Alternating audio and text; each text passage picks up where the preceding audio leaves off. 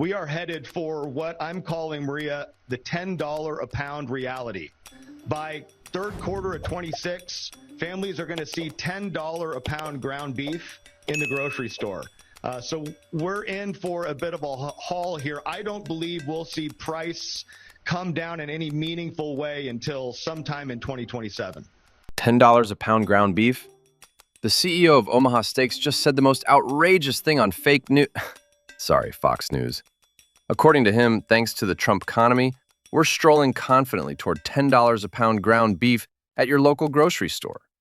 And don't expect prices to come back down until 2027. At this point, even hope is on back order. Honestly, I'm not even sure what universe the Omaha Steaks CEO is running his think tank from.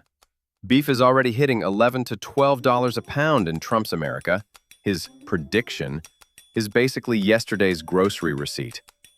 Maybe what he meant was that we'll soon be shelling out $20 a pound just to treat ourselves to a steak that used to be affordable. Meanwhile, as those Epstein emails keep America glued to the drama, folks seem to be forgetting that we're actually in far deeper doo-doo than the Epstein saga could ever offer. This president is out here ruining everything and managing to sink himself in the process. I mean, steak at $10 a pound? What's next? Showing your insurance card just to buy groceries? Sorry, ma'am. Your deductible doesn't cover ribeye today. Brooke Rollins, Trump's agriculture chief and a proud graduate of the Incompetence But Make It Fashion program, showing up to argue with the CEO of Omaha Steaks, who earlier said steak will soon cost Americans $10 a pound. From the CEO of Omaha Steaks. What is meat going for right now? $4, $5 a pound? He's talking about $10. Well, that's right, and I sure look forward to talking to him. I saw him on your show. We had it on in the office on Friday. I thought he was very well spoken. I do believe, though, that his forecast is not going to be correct. Of course, no one knows, really. But the idea that we won't get prices down until 2027, I think there are a couple of important factors here, Maria. The first is this, that we are suffering from the last administration's literal war on cattle. If you remember, they wanted to reduce the herd sizes because they believed that cattle caused climate change. I mean, that wasn't that long ago that was sort of a common narrative. So lots and lots of issues there as we rebuild the herd based on the devastation of the last administration's policy. She disagreed with him, of course, though even she admitted she wasn't totally sure what she disagreed about.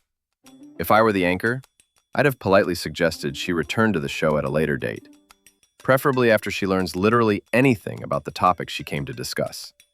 And tell me why. Why is this flimsy Trump administration still blaming previous administrations a whole year in? This is right after they staged the longest government shutdown in U.S. history, still ongoing at that point. Right after the tariff circus scared off China and every foreign beef buyer with a functioning calculator. Right after they chased away the immigrant workers who were doing the jobs Americans swore were too small, too sweaty, or not my destiny. But sure, blame Biden. Meanwhile, under Biden, nobody had to look at their dinner plate and wonder, is beef now a luxury item? The man was literally hired to mop up the mess Trump splattered everywhere from 2016 to 2020. And now here comes Trump again, stomping back in like someone who clogged the toilet, left the plunger in the hallway, and then complained the new guy didn't fix it fast enough, ready to ruin it all over again. And that's the cold truth on Code Blue in America. Only on OGM News.